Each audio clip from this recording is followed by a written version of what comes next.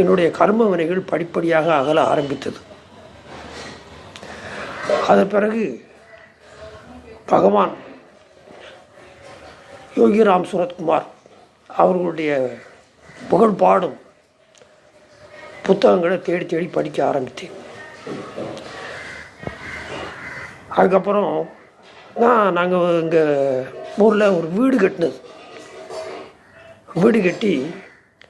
வீடு கட்டுமான பணி நடந்துகிட்டு இருக்கும்போதே சாமி வந்து ஆசீர்வாதம் பண்ணாங்க எங்களுக்கு. 1997 வருஷம் ஆசீர்வாதம் பண்ணாங்க. வீடு நல்ல முறையில் வளர்ந்துட்டு இருந்தது. அந்த வீட்டுக்கு நான் வந்து யோகிராம் காட்டேஜ் அப்படின்னு பகவானுடைய நாமத்தை தான் வச்சுருக்கிறேன். நான் எங்கள் வீட்டு வாசலில் பார்த்திங்கன்னா விசிறி சிரட்டை தான் இருக்கும். அது மாதிரி என்னுடைய மூத்த மகள் 10th எக்ஸாமினேஷன்